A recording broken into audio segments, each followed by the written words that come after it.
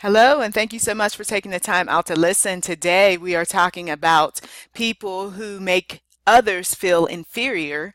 And I came across this particular article on Psychology Today, one of my go-tos when we're dealing with psychological issues. And then, of course, the Bible.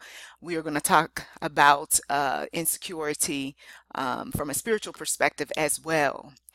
I did receive a comment from an individual who was talking about how her relatives were saying degrading things to her and just making her feel inferior. And so we're going to jump right into some solutions. And then, of course, we're going to talk about the problems because there are different ways that people will make one feel inferior, whether you have a degree or whether you don't have a degree, whether you have money or you don't have money, whether you are light or dark or skinny or overweight or whatever. There are those individuals that rather than help you, they are actually doing the types of things to make themselves feel better because they have their own personal insecurities. Okay, so this particular article that you see on your screen is how to handle people who make you feel inferior. There's a trick to keep people who make you feel inferior from getting their way. This article was written by Susan Cross Whitborn with a PhD. So she starts off by saying, you've got a relative who always purports to be the expert on any subject, although it's sometimes helpful to get actual advice you can use. The constant drumbeat of supposedly knowledge-based conclusions that comes out of this person's mouth leaves you feeling that somehow you're defective. When you think about it, the advice was useful, but it was given in a tone of voice that seems to have been designed to drive the point home that your ideas and you completely lack validity.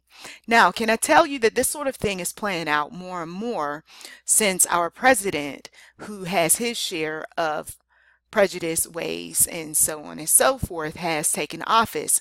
I have heard as well as discussed this attitude that some individuals have, basically trying to make themselves superior while making others inferior, having this attitude as if everyone else is stupid, especially particular ethnicities, while they are so knowledgeable. Okay, so we are going to tackle this and tackle this strong today because once again, we're coming right back around, as my grandmother predicted before she passed away, to that time period of pride, prejudice, and some of the other negatives that I've talked about in recent video. That's why I wanted to encourage individuals in the last series on what it takes to be a success so that you're not pretty much giving people a stick to crack your head with, okay? If I'm doing what I'm supposed to be doing in my camp, there's nothing that you can say that's going to bring me down. Okay, and that's the type of attitude that some of you all need to have, especially if you call yourself a child of God. God did not make mess. He didn't make junk. Okay, and you need to encourage yourself this day. When people go out of their way to make you feel bad about yourself, the question becomes whether it's you or them. If ordinarily you feel your self-concept is pretty robust, it shouldn't really be affected by some small event that exposes your inadequacy, okay? And that is something that sometimes all of us, we struggle with. We're like, wait a minute, I made that mistake. I can't believe I was called out on that, you know, and then you start thinking all sorts of interesting thoughts, and it's the type of thoughts that's not encouraging you, but it's actually discouraging you. So you have to sit back and kind of wait for a pattern of things to develop. And then when that pattern of things develop, now we're going to expose. Now we're going to call some people out on the carpet. Now we're going to make some serious decisions, because who wants to be around folks who have their share of insecurities, right? Jealousies, the type of people who make degrading comments and say, well, I was just joking. Yeah, sure. Anyway, in fact, when you think about it, there are plenty of people who make you feel comfortable around them without feeling the least bit weak or defensive. And there are those individuals, right? They're the ones who encourage us. They're the ones who motivate us. They're the ones that say we're doing a great job. They are the ones who will say, do you need a little help, rather than looking to find fault with you. These are the great folks, okay? And you are blessed to be around people like that. Recent research by Simon Fraser University's Utique Gurm and colleagues 2017 examined what they call relationship-specific attachment insecurity. They propose that people can be made to feel insecure within a particular relationship, even when on the whole they've got a relatively solid sense of who they are. This tends to happen when you get involved with a person who has gone through their share of abuse and they have unchecked issues, okay? They have yet to get therapy. They're still groveling over whatever happened way back in the day. And so you may have felt secure when you first started dating that person, but then over time you start to feel a bit insecure because now whatever they're dealing with, they're starting to dump that stuff on you. And that is where we have to have our boundaries. We have to check some people. Okay, we have to let them know, listen, this is not working. This statement that you're making, or this plan, or the way you're doing things. I mean, you just have to be the one that speaks up. Okay, if you don't defend yourself, who will? Although the research focused on attachment security within a romantic relationship, the results can be thought of as generalizable to other close relationships as well, right? We see this sort of thing play out with mothers and daughters and fathers and sons and siblings, okay? We see this at the workplace even, okay? There are those individuals who you come in with a degree of confidence, they see that, and then they want to say some things and do some things to create an atmosphere of insecurity, walking on eggshells, looking over your shoulder, wondering what their next move is and all of that. And I strongly encourage people to not feed into that sort of thing. And you can do that by, number one, documenting everything they say and do that make you feel some kind of way. Another thing is that you can definitely talk with the necessary leadership about what is taking place. And also you can, of course, actually this should have been first and foremost, but you can pray about these things, and I tell you that God has a way of working some things out. All right, so I want to, and then of course it gets into attachment security is the basic feeling that your relationship with others is solid and will endure over time. People high in this quality additionally have an equally solid sense of self. They don't worry when someone comes along who challenges this stable base. However, if the Simon Fraser researchers are right, just because you feel secure one day doesn't mean you'll feel secure the next. If something happens that challenges this foundation of your self-concept, and that's what usually happens, the reason why any of us start to feel insecure about our connections, our relationships, our business partnerships, or what have you, is because something took place that caused us to feel a bit insecure. Okay, and when you know what that something is, that is when you want to be able to deal with that thing. Is it really as big as we think it is? Is it really that serious? Sometimes people will say things to make it seem as if it's no big deal and it's not that serious and what have you. And then once situations escalate, then it's, oh, it is serious. And that is one of the things that if you have a spiritual gift of prophecy, and this is something that I've had to struggle with in terms of, I see some things about to go down. I see the writing on the wall, and I'm like that prophet who goes in and nobody wants to listen. Okay, they don't want to listen until it's the boom, right? Until it's something crazy that goes down. And I'm one of them that God put me on that track where it's preventative maintenance.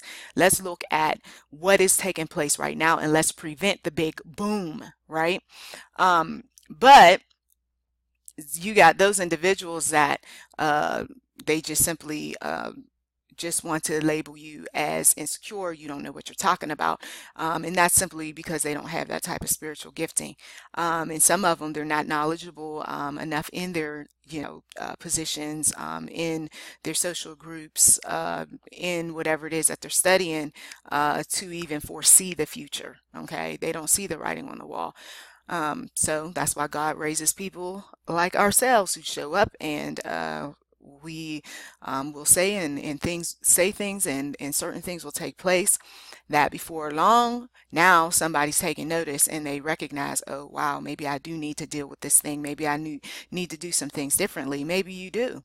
And then maybe your people won't be so insecure. Maybe your people won't be so jealous or argumentative or saying degrading things.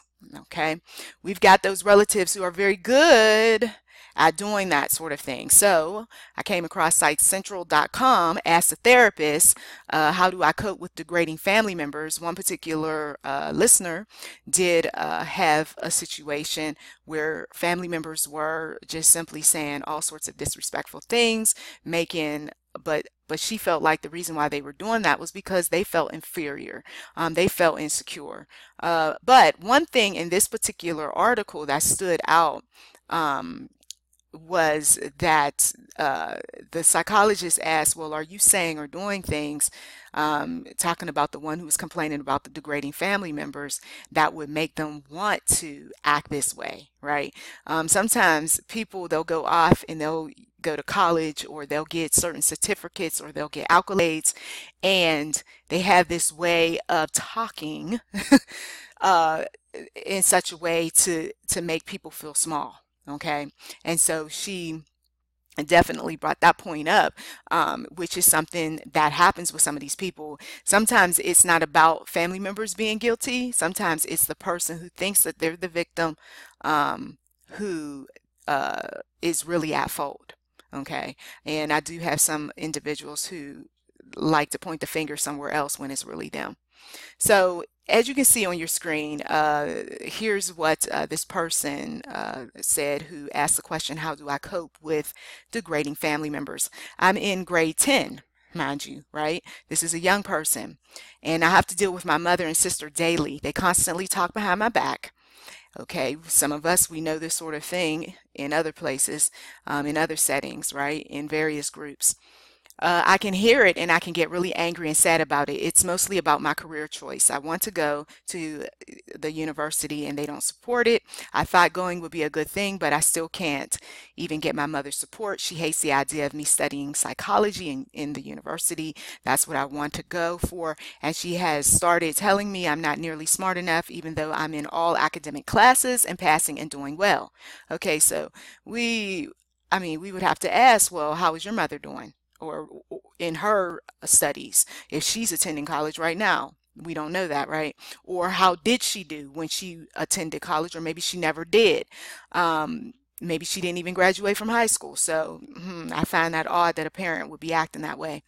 She says, I heard my sister go to my mother and say, oh, she can't do that. She's an idiot.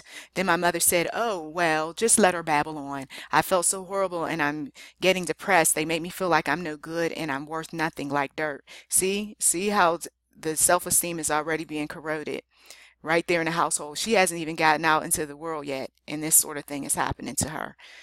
Lord Jesus, pray, and pray some more. We got people in this world. They don't even give these young people a fighting chance. Okay, so she says they keep doing it and I don't know what to do. I only live with the two of them. I'm starting to feel like I have no future. I just am really depressed and confused. Please help me. And God does help. He does. There's been times in my own life where I felt that sadness, that deep sadness. Oh, you're not going to make it into college. You know, you and your grades and the way you act and all simple and this and that. All of the complaints and the negativity, it was ridiculous. And I vowed that when I got older, one, I was going to make sure that I did the best I possibly could with my own children, and also that I would not stay connected to people who could not see who I am today. Right? Who could not appreciate or say the types of things to encourage. I didn't need third-party sources. I needed information that was going to come straight from the source who had been saying the negative things, even a simple apology, right?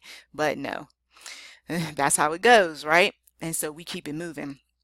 So Dr. Marie Hartwell Walker answered, of course, I'm delighted you want to be a psychologist. I can't think of anything more exciting except maybe being the next American Idol. But seriously, you have a worthwhile goal and you have the academic ability to match. It's sad you don't have more family support, but I do have a few guesses why your mom and sister can't do that for you. So here's where she questions, Just like maybe some of you all questioned, have you ever considered that maybe they are feeling threatened by your goal? Now, some of you all, you see that sort of thing play out in the workplace. There are those individuals who are threatened because you know what you know, even though you may not even be the least bit thinking about their positions. They may feel threatened because you challenge them or because you found some mistakes. And so for every one mistake you find, they want to find 10, 15, 20 plus on you. But I'm telling you that the Lord that I serve, he has a way of dealing with some people who have that attitude, who think that you're up to no good, who think that you are a troublemaker or whatever else they want to deem you as. I'm telling you that God will strengthen you. He will fight your battles. Just as we have individuals who were down one day, they're up today. Why? Because somebody encouraged them. Notice how the responder encouraged her, okay, and then validated her. Okay. But reading on, if they are nervous about what might be discovered, they do all. Oh, let me go on to say many people have the idea that psychologists spend all their time analyzing people. See, some folks get nervous around us spiritual folks because they're like, you must be seeing through me. You must be thinking certain things about me, so I'm going to get you before you get me type of attitude. And meanwhile, we're thinking about our Father's business most of the time, or we're thinking about what we need to get done next. But insecure people get nervous around us. If they are nervous about what might be discovered, they do all kinds of things to avoid it, including putting down the entire profession and anyone who is doing it. Okay, of course, we psychologists don't have our psychologist hat on all the time. It would be inappropriate, not to say exhausting. Most of us just want to, listen, enjoy our family and friends like everybody else does. We no more want to be overthinking our relationships all the time than a doctor wants to be talking about someone's gallbladder at a dinner party. Professionals save their professional advice for the office. Okay? So, there's some interesting things that's taking place with some of these individuals who tend to have their share of insecurities. But once again, we got to look at those two that are saying, well, this one is doing this to me. Is it possible, I'm skipping down, is it possible that you are acting superior even a little? Maybe your mom thinks she has to back up your sister because purposefully or not, you are making your sister feel bad. Are you finding ways to let your sister know that her goals are worthwhile too? So one of the best things that you can do for someone who you suspect is insecure, inferior, or may feel like they're inferior or what have you, is to encourage them, to uplift them. Okay, that is 101 if you call yourself a believer. You're not supposed to be sitting up there nitpicking, finding fault, bad mouthing every single chance you get about whatever that's going on. Goodness gracious. But it's hard to deal with folk that they've been doing that sort of thing for years. They did it when they were children. They did it in high school. They did it when they went to college. Or if they didn't go to college, they're degrading everybody who did. It's just so silly. Life is too short to be caught up in that type of mentality. So degrading describes something that is disrespectful or dishonorable, like a degrading comment that angered everyone who heard it. The word degrading comes from degrade, which means to treat someone with contempt. Does the Bible, believers, say that we should be treating someone with contempt? Absolutely not. Okay. Can we call some people out on some foolish things, on some sinful activities? Absolutely. Okay. Just so long as we take the 2x4 out of our eye before we go and we take the twig, the stick out of somebody else's eye, right? There's certain things that we have done very well at mastering, other things we have not. And so it's always best just to stay quiet on things that you don't know too much about. Like case in point, if you've never walked in a black man's shoes, then it would make sense not to be that one that's talking about, oh, those black men are going through so much and blah, blah, blah, blah, blah. And but you know what though? I think that they're just, and then they got a bunch of negative things they say. Or, oh, those, Mexicans, and this is the sort of thing that time and time again, whether it's covert or overt, people will do. They won't call out most of the time the ethnicity, but they'll say something that sounds like they're talking about the group, right? This is where those stereotypes come into play. And some people think that degrading comments are absolutely funny until the degrading comment is thrown their way. See, So some people are reaping right now what they've sown and they haven't connected the dots. You talked about everybody in the neighborhood and now folks are talking about you. You talked about this one and that one in the group and now it's coming back full circle on your mama or your daddy or your cousin or your sister or what have you. You see, people thought that they were going to get away with all of the chuckle, ha ha, and the dissing and the ripping and the dozens. These were the things back in the day in the hood that a lot of people used to say and do, and some people still do this sort of thing, the yo mama jokes. Yeah, and then mom passes away. It's not so funny now, right? It's not so funny. Degrading comments. They're designed to make people feel inferior. They're designed to keep people from living their potential out. So 1 Corinthians 10:13-14 says, no temptation has overtaken you except what is common to mankind, and God is faithful. Remember that. He will not let you be tempted beyond what you can bear. You see, sometimes those degrading comments are designed to tempt you to be angry, to fit the stereotype that whatever somebody has painted for you. Those degrading comments are there once again to uplift that person, at least so they think, and put you down. Okay. So it's very tempting to want to go back on them or come back on them and talk about how, well, look at your head or look at your face or look at your body, or you got a lot of nerve talking about somebody smelling and look at you. I mean, come on. You know, some of us, we can be real quick to come back, but God is faithful. He will not let you be tempted beyond what you can bear. But when you are tempted, he will also provide a way out so that you can endure it. Now the phone starts ringing. I was going to go there. Now, oh, she's so busy. She got to do something else. I was going to check you. You see, so take those interruptions as your exit out of that situation, out of that conversation. Therefore, my dear friends, flee, right, from idolatry. Okay, now, Romans 12:2, do not conform to the pattern of this world, but be transformed by the renewing of your mind, right? If my mind is being renewed, mind, body, and spirit, I've given it over to the one true God. I don't have time to be entertaining people who degrade me. I don't have time to be sitting on the phone, you know, having my share of powwows about this one and that one, right? When we were younger, we did a lot of things we had no business doing. But as we get older, we're supposed to, come on now, some of you all, case in point. I remember talking with an individual years ago who was telling me about some of the things that were going on with different relatives. And I'm listening to this person, then she would turn right around and be so nice and so sweet and kind. Okay. But meanwhile, she couldn't stand certain people, but you didn't know that in the way that she talked. And as I said, what goes around comes around, because then as you get older, you start getting bolder and you can't keep up the act like you used to. And so people started seeing the truth for what it was and they backed away from her. Okay. Some of you all, you might be slick with your tongue now, a little bit sassy. Okay. And all of that, but you're going to get older one day. And I will tell you that a lot of folks are in homeless shelters who are older. There's a lot of folks that are in elderly housing whose son and daughters do not show up. No family members whatsoever. They look pathetic. They look sad. They look defeated because of all those years of the smart mouth, the degrading comments, the ugliness. So you got to renew that mind of yours early, okay? Early on, before you end up being corrupt or corrupted by others. Then, so after one has been transformed, right, by the renewing of one's mind, then you will be able to test and approve what God's will is. Okay. Some people, the reason why, as crazy as this might seem, but the reason why some of you all, you're not able to understand or know God's will is because you're too busy degrading others. You're making other people feel inferior with your little statements. But I was just saying this because you were just saying because of what? Because once again, you're nitpicking, you're finding fault, you're micromanaging, you're being petty, you're being immature, you're being dismissive or nonchalant or ignorant. Okay. There's so many different words to describe people who degrade others, whether to their face or behind their back.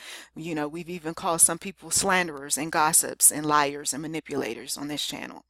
And that's just what's happening. And so how in the world can you say you're a child of God and know God's will when you keep bringing people down, right? Some of you all, you've gone through so much. I've read your comments and I've prayed for you, and I will tell you that God, He is just making a way for you to escape. For every time that phone rings and interrupts that conversation that you're having with that insulting person, for every time, you know, you can't seem to get your card out to pay for something, well, I guess I just can't pay for it today. Yeah, because see, that person that you're buying from has a way of being real negative in the back room, okay, about the folks who's buying. The attitude is messy. See, when there's a lot of things that rise up, you know, sometimes it's just the demonic that's working to keep people from getting good things, right? But other times the demonic is rising up because people have brought some mess on themselves, and they forget about those conversations that they had with other people, degrading other people. My sales are low. Well, you don't have a positive attitude. People can feel the negative spirit. My, anger is on high right now. Yeah, well, who wants to sit down and talk with somebody who's angry with the Mexicans, angry with the blacks, angry with the, with the Russians, or angry with whoever? You see what I mean? So there is a negative energy, and I've talked about this on my channel before. There is a negative, dark energy with some people, and no matter what they do, no matter what they say, they can't seem to shake it. I mean, they try to make friends, and those friendships fall apart. Ephesians 2:1 and 2 says, as for you, you were dead in your transgressions and sins, right? Believer, come on now. You were dead in your transgressions and sins. You used to be this way, but not anymore. In which you used to live when you followed the ways of this world and of the ruler of the kingdom of the air, the spirit who is now at work in those who are disobedient. 1 Samuel 16:7, but the Lord said to Samuel, do not consider his appearance or his height, for I have rejected him. Okay. Sometimes people, they'll say, oh, she's so nice looking. He's so wonderful. Ooh, they got it going on. Wow. Right. But God, He reminds us, you better stop getting caught up in all of that. The Lord does not look at the things people look at. People look at the outward appearance, but the Lord looks at the heart. And that heart, that's degrading, folks, that is acting as if they're so much better. That is an evil heart, okay? And you can see the fruit on a person's tree. It's not about judging. It's about looking at the fruit on somebody's tree and making a determination whether or not you want to pick from that tree. And I'm telling you, there's a lot of spoiled fruit. You know how spoiled fruit, sometimes if you turn it a certain way, one side looks really nice, doesn't it? Looks real good, looks real delectable. But then you turn that piece of fruit around. Oh my goodness, look at the worms. Look at the soggy, ugh, what is that? Oh, I can smell it now.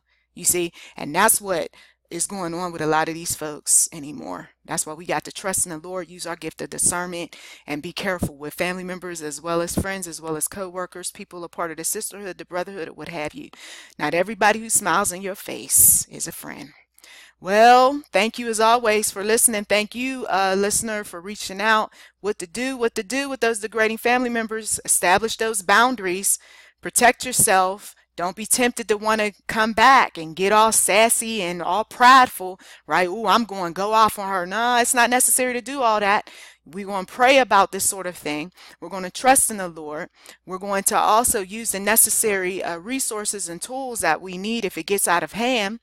And above everything else, you allow the Lord to put His angels to work and stop getting in the way. When God is ready to do something, move out the way. Okay, don't say that, well, it never happened, or no, she didn't really mean it, and oh, well, sometimes people have bad days. No, some of these people have a pattern and they need to be checked, and so God has a way of doing just that. So get out the way. Don't be making excuses for people. If you see that there's a problem and it needs to be dealt with. Okay, so if you don't want to fall under any type of curse, don't be in the way. I'm going to tell some folks that again, because I'm praying some prayers for you, and I don't want you to get caught in the crossfire. Okay, so in the name of Jesus, hallelujah, let the Lord's will be done. Please do check the description box for anything that might be of interest. You've been listening to YouTube NM Enterprise 7. May God richly bless you as well as those that you love.